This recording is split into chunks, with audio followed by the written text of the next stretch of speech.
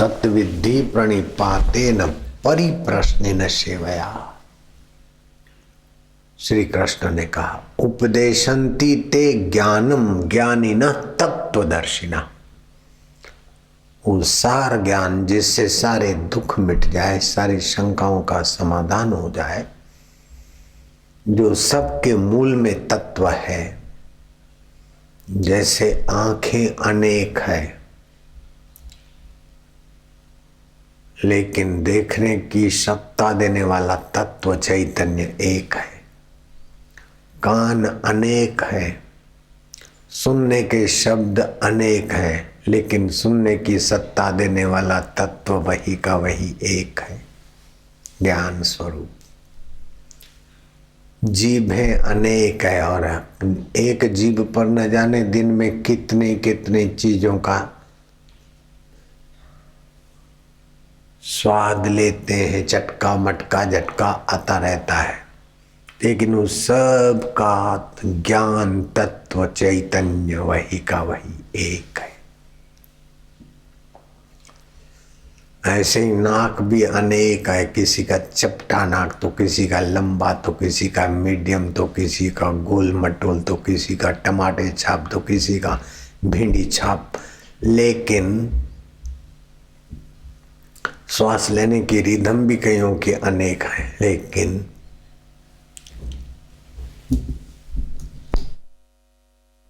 गंध गुण लेने का ज्ञान सत्ता तत्व एक है। एको देव गुडाकेशु सर्वभूतेषु। वह एक ही ज्ञान स्वरूप चैतन्य देव सर्वभूत प्राणियों में।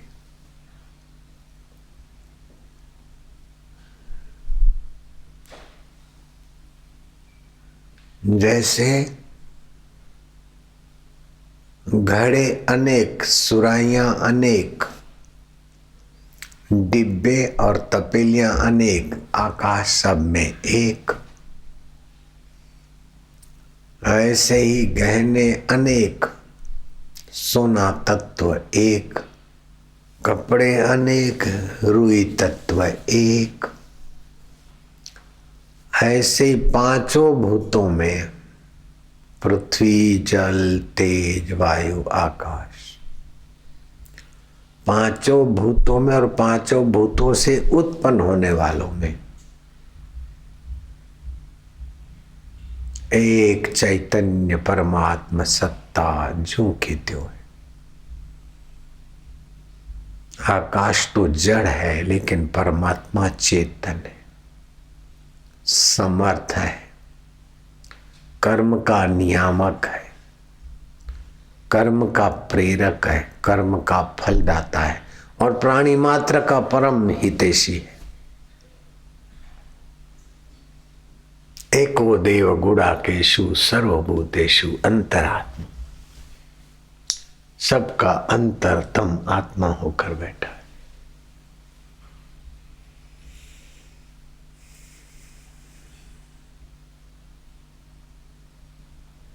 और श्वासोश्वास की साधना, श्वास अंदर गया, मंत्र जपा, श्वास बाहर गया, गिनती किया, तो मन की आपाधापी, मन की दौड़ कम होने से उस देव का देवत्व जीवन में निखार लाता है। जो ज्यादा बातें करते रहते, ज्यादा भटकते रहते, ज्यादा चिंता या व्यर्थ का चिंतन करते रहते, वे उसी देव की सत्ता से, जैसे मकड़ी अपने ही खुराक से जाला बनाकर फंस मारती है, ऐसे उसी देव की सत्ता से राग द्वेष चिंता भय शोक वाली बातें बना के और करके उसी में फंस जाते हो। ऐसे लोगों के लिए संसार भयानक झाड़ी है। कबीर जी ने कहा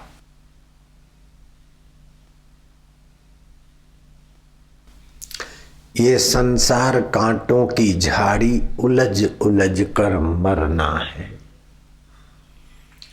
ये संसार कागज की पुड़िया बूंद पड़े गल जाना है।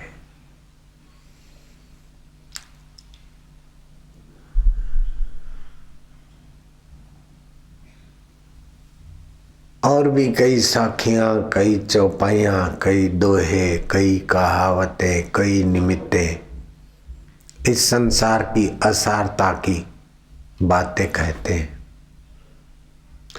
कह रहा है आसमां ये समा भी कुछ नहीं, रो रही है शबनमें ये निजारे कुछ नहीं। सब हो के न होने में जा रहे, फिर नया हो के न होने में जा रहा है। बन बन के खेल बिगड़ रहे हैं, मिट में बन बन के सब मिट रहे हैं, और फिर प्रलय में सब मिटकर प्रकृति में लीन हो जाता है महतत्व। फिर समय आकर उत्पन्न होता है, जैसे स्वप्ना बन बन के मिट जाता है, फिर लीन हो जाता है, जागृत आती है, फिर स्वप्न बन बन के बिगड़ता है, फिर लीन हो जाता है। ऐसे ये लीला चल रही है लीलाधर की। रूपम रूपम प्रतिरूपम बहुहा, अनेक रूप, अनेक नगर, अनेक उतार चढ़ाव। कहीं कल हम कच्छ भुज में थे। भुज में इतना भूकंप ने तबाही नहीं की जितनी आसपास में भी ज्यादा की थी। तो रापर में और सहाय कच्छ के कई इलाकों में तबाही हुई थी। लेकिन अब जाके देखो तो तबाही वरदान हो गई। पहले जैसा भुज था उसकी अपेक्षा सड़कें, मकान, आय के साधन, वे वो सब चम चम चमक रहा है।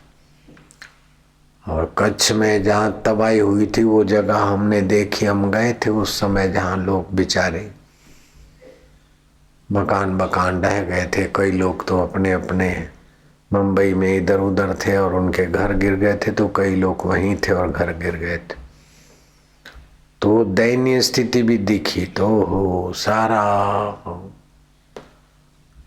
गांव का गांव, शहर का शहर उजड़ा हुआ हमने इन आंखों से देखा। और अभी देखा कि वो दृश्य ही नहीं है, एकदम नया सुंदर सुहावना हो गया। तो बनते बिगड़ते बिगड़ते बनते ये लीला चल रही।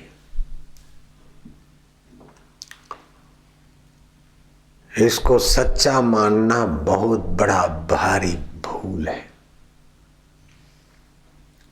न सच्चा है न झूठा है, ये है बीच का। झूठा कभी दिखता नहीं और सच्चा कभी मिटता नहीं। ये दिखता भी है मिटता भी है। जैसे स्वप्न दिखता भी है मिटता भी।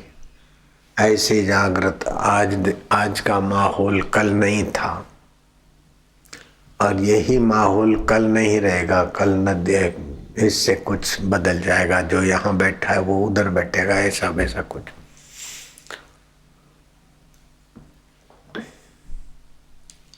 लेकिन ऐसा कौन तत्व है जो सबका अंतरात्मा होकर बैठा है और बदलने के बाद भी नहीं बदलता है,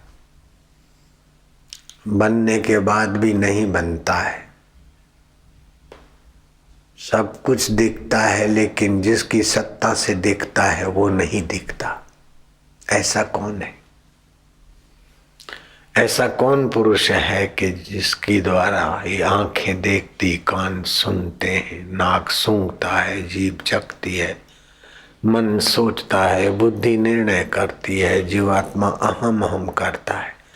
ये सब हो के बदल जाता है। जैसे बाहर हो के बदल जाता है, ऐसे भीतर भी हो के बदल जाता है, फिर भी कोई नहीं बदलता। वह कौन है? वो ही परमेश्वर है। जिगरी जान। अंतरात्मा गुडाकेशु सर्वभूतेषु।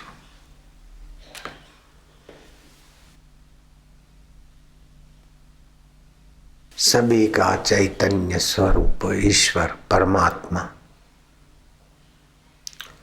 सो साहिब सद सदा हजूरे, अंधा जानत ताको दूरे। वो हाजरा हजूर, लेकिन उधर ध्यान नहीं जाता और उसको दूर मानते, किसी मंदिर मस्जिद किसी पूजा स्थान में मानते और कहीं बैठा है और दया करेंगे। ये बुद्धि का अंधापन है। सत्संग से बुद्ध विवेक जगता है, बिनु सत्संग विवेक न होई। और विवेक का 9वां हिस्सा बुद्धि बनती है। विवेक का 9वां हिस्सा बुद्धि बनती।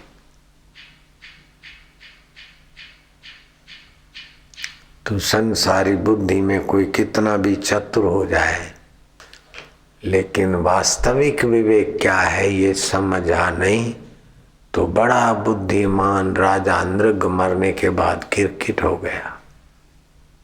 फलाना राजा घोड़ा बन गया, फलाना बेचारा मेढक बन गया, फलाना सेठ बकरा बन गया। और नारद जी को दया आई, तुम्बरू को बताया कि यही इस दुकान का मालिक था और अभी मठ खाया तो उसके बेटे ने उसका कान पकड़ के 2 गुस्से मारे। तो दुकानदार था तो बुद्धि तो थी, लेकिन असली विवेक नहीं था।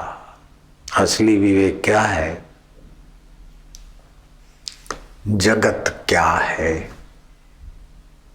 ईश्वर क्या है, आत्मा क्या है, परमात्मा क्या है। ऐसा कौन सा तत्व है जिसको जानने से सदा के लिए सब दुख मिट जाते? ऐसा कौन तत्व है जिसमें विश्रांति पाने से व्यक्ति का विवेक और सामर्थ्य जगता है? ऐसा कौन सा तत्व है जो निर्दुख हो जाता है मनुष्य?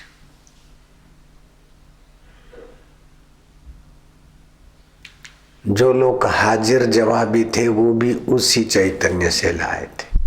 आइंस्टाइन ने विकास किया तो वो एकाग्र होते होते उसी तत्व से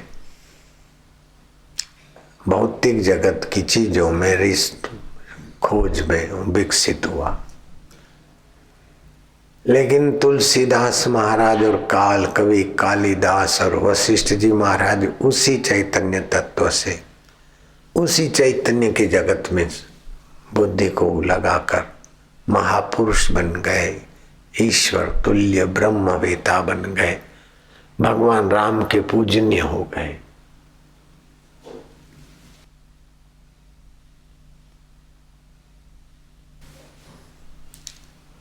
वशिष्ठ जी ने कहा, हे भगवान राम।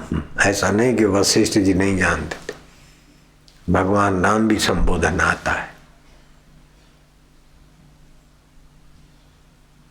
उस तत्व का अनुसंधान करो, उस अपने आत्मदेव को जानो और उस परमेश्वर को जानने में क्या कठिनाई? हे राम जी, फूल पत्ते और टहनी मसलने में तो परिश्रम बाहर है, वो तो अपना आपा है। फूल पत्ते टहनी सदा नहीं है, वो तो सदा है। फूल पत्ते टहनी तो बाहर है, वो तो अपने साथ एकाकार है। लेकिन जिनका विवेक विकसित नहीं, उनके लिए उस परमेश्वर को पाना दिवा स्वप्न है, कल्पना मात्र है। जो बाहर का देख के मजा लेना चाहते, सूंघ के मजा लेना चाहते, चख के मजा लेना चाहते, विकार भोग कर अपने को खपा कर मजे की खाई में मरना चाहते, उनके लिए वो तत्व का सुख और सामर्थ्य दूर की चीज है। लेकिन जो जिससे देखा जाता है उधर को लौटते हैं और महापुरुषों के चरणों में जाकर तत्विद्धि प्रणिपाते न परिप्रश्ने न सेवया, उन लोगों के लिए तो बड़ा आसान भी हो जाता है। राजस्थान में उदयपुर है, आप लोग दूर से आए ना, कोई बिहार से उड़ीसा से, इसलिए बोलना पड़ता है। उदयपुर का राणा सत्संग सुनता, राजा उदयपुर का, और कभी लेट आता तो जहां आता वहां पीछे ही बैठ जाता था। उसका नाम था चतुर्सी। उदयपुर का राजा चतुर्सी। जैसा नाम था वैसे ही चतुर था कि सत्संग में पहले कोई बैठे उनको पीठ देके जाना, दूसरे के अधिकार को छीनना, ये सत्संगी का कर्तव्य नहीं, कुसंगी। और कभी जल्दी आते तो वहीं बैठते, लेकिन ऐसे ढंग से बैठते कि भाग जाने में कठिनाई ना हो। कभी आगे आके बैठते, महाराज की नजर पड़ती, और फिर एकाएक महाराज जी सत्संग करते देखते तो चतुर सिंह गायब।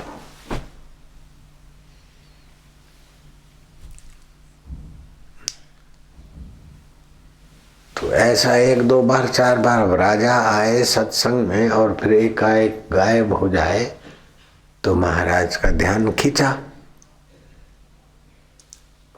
एक दिन महाराज जी ने बुलाए लिया कि चतुर सिंह राणा इधर आओ। हमने देखा है कि कई बार तुम बीच सत्संग में से, तुम सत्संग का महत्व जानते हो। जो सत्संग से मिल सकता है वो राज्य से नहीं मिलता है, तुम जानते हो। जो सत्संग से मिलता है वो बड़ी भारी कठोर तपस्या से नहीं मिलता है, तुम जानते हो। जो सत्संग से मिलता है वो दुनिया के सारी संपदा और खजाने से नहीं मिल सकता, ये तुम जानते हो। फिर भी कई बार मैंने देखा है कि तुम सत्संग में से बीच में से खिसक जाते हो नजर बचा के।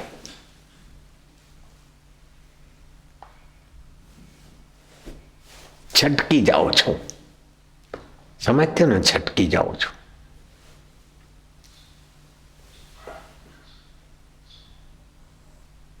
बोले महाराज आप सत फरमा रहे, सच्ची बात फरमा रहे। कभी कभी आप ऐसी ऊंची बात कह देते, ऐसा तात्विक बात कह देते कि बस मैं वो चुरा के ले जाता हूँ, कहीं दूसरी बात आने से वो बात निकल न जाए, इसलिए वो गांठ बांध के चला जाता हूँ और उसका मनन करता हूँ। तो मैं उसी तत्व में, उसी परमेश्वर में ब्राह्मी स्थिति प्राप्त कर लूं। क्योंकि ब्राह्मी स्थिति प्राप्त करने के बाद उसके लिए कोई कर्तव्य बचता नहीं, उसको कोई पुण्य ऊंचा ले नहीं जा सकता और कोई पाप गिरा नहीं सकता, कोई चीज उसको बांध नहीं सकती। अप्सराओं के हाव भाव नखरे भी उसको फंसा नहीं सकते, और कोई अपमान करे तो उसको गहरा दुख भी नहीं दे सकते। ब्राह्मी स्थिति प्राप्त कर कार्य रहे ना शेष, मोह कभी ना ठग सके, इच्छा नहीं लवलेश। बाहर से सुख लेने की इच्छा नहीं, अपने आप में ही तृप्ति मिल गई तो मैं अपने आप में तृप्त होने के लिए अंधाता में ऐसी बात चुरा के खिसक जाता हूं। और चतुर्सी ऐसे चतुर कि उस राजकाज का इतना भार वहन करते करते भी सत्संग सुनते सुनते चतुर सिंह अपने शुद्ध बुद्ध चैतन्य परमात्मा तत्व में स्थित हो गए। जैसे वशिष्ठ जी का सत्संग सुनकर श्री रामचंद्र जी ज्ञात ज्ञेय हो गए, जानने योग्य जान लिया। जैसे शिव जी का सत्संग सुनकर, अगस्त ऋषि जी का सत्संग सुनकर सती पार्वती जी अपने आत्मा में विश्रांति पाने में सक्षम हो गई। वशिष्ठ जी महाराज का सत्संग सुनकर मां सीता देवी अपने आत्मा में परितृप्त रही। जनक के भी संस्कार थे और उनकी मां मैनावती के भी। ऐसे ही चतुर सिंह अपने परमात्मा स्वभाव में जग गए। उनकी कितनी भी वाहवाही होती थी वो समझते थे कि वाहवाही जिसकी हो रही है वो भी स्वप्न है, और कभी निंदा होती तो भी स्वप्न है। आकाश में खूब बरसात पड़े, आंधी चले, लेकिन महाकाश को कुछ नहीं। ऐसे ही चिदाकाश स्वरूप परमात्मा स्वभाव में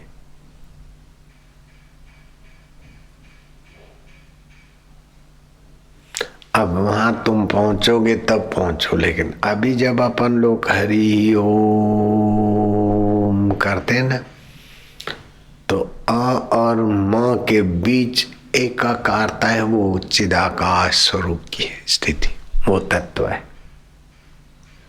वो परमेश्वर है, वो आत्मदेव है, वो एक रस है। अभी करते समय देखना मन कहीं जाएगा नहीं।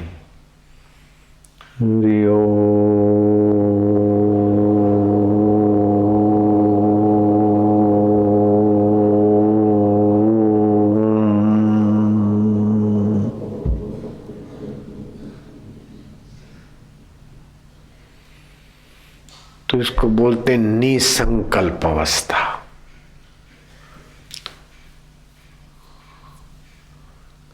रात को नींद में भी निसंकल्प अवस्था हो जाती है तो कोई साक्षात्कार नहीं होता, लेकिन वहां मन की मूड अवस्था रहती है। और हरिनाम उच्चारण करके जो निसंकल्प अवस्था रहती है वहां ब्राह्मी स्थिति के करीब होती। नींद में तमस की प्रधानता है और यहाँ सत्व की प्रधानता है। सत्वात् संजायते ज्ञानम, सत्व से उस परमात्मा तत्व का ज्ञान सीधा संबंध है। बाबा सदा सुमरण बना रहे, परमात्मा साक्षात्कार सदा सुमरण की आवश्यकता नहीं रखता है। मेरी वृत्ति ऐसी बनी रहे, मेरा ऐसा बना रहे, ये जो मांग है ना वही तुमको परेशान करती। खाली समझ ठीक से हो जाए तो सब काम हो जाता है। ऐसा हो जाए, ऐसा बना रहे, ऐसा नहीं होता है, ऐसा हो, घर में अच्छा नहीं, ऐसा हो। अब घर में नहीं है, आश्रम में है, लेकिन ये ऐसा है, वो ऐसा है, ये ऐसा नहीं। इस प्रकार की जो परिस्थिति विशेष बनाकर आप भजन करना चाहते हैं, या परिस्थिति विशेष बनाकर जो आप सुखी होना चाहते हैं, यही आप बंधन की हथकड़ियां बना रहे हैं।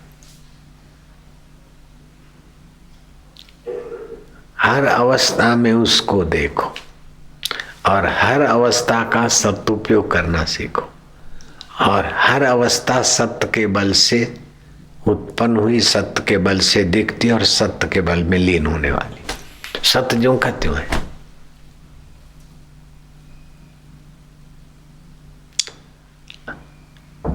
तो हम लोग बड़े भारी गलती करते हैं। जप करेंगे, पूजा करेंगे, नियम करेंगे, व्रत करेंगे, फिर भी देखें कि पूर्णता कुछ अभी नहीं आई, दूर है। क्योंकि एक धारणा बना रखी कि ऐसा होगा तब पूर्ण होंगे। ये तुम्हारी गलती नहीं, मैंने भी ये बेवकूफी कई वर्षों तक पाल रखी थी।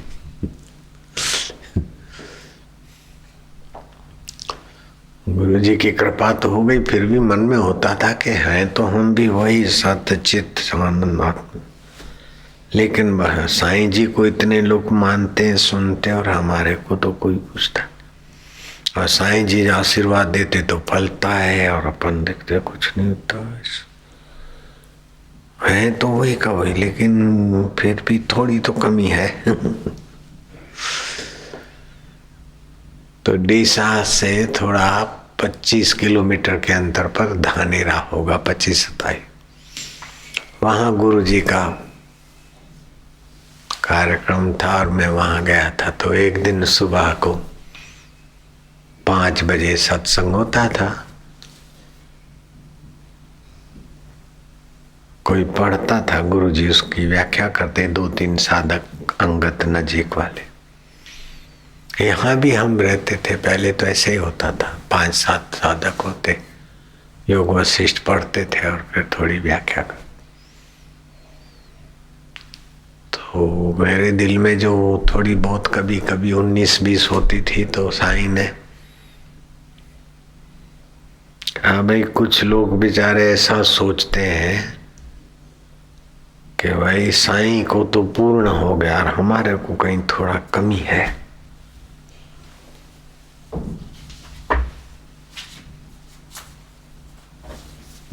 मान लो गीता का ग्रंथ पढ़ा था, बोले लीलाशाह गीता सिर पे उठाकर कसम खाता कि भाई जो मैं हूं वो तू है, जो तू है वो मैं है, तत्व ही। इतना सा कहने से वो पूरी जो अंदर तना बुनी थी निकल गई। वो मर रहे, नहीं तो न जाने क्या क्या सोच रहे थे कि भाई ऐसी थोड़ी और साधना कर ले, थोड़ा इतना ये कर ले, वो कर ले। ए फत साधन ते न होई।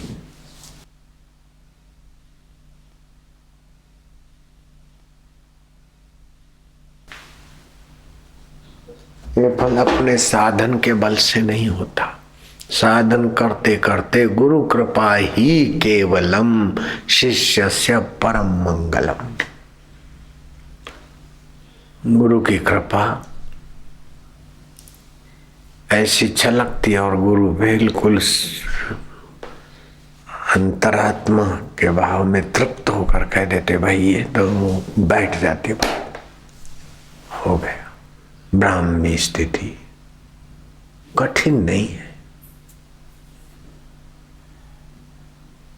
कठिन होता तो परीक्षित को 7 दिन में कैसे भगवत प्राप्ति होती।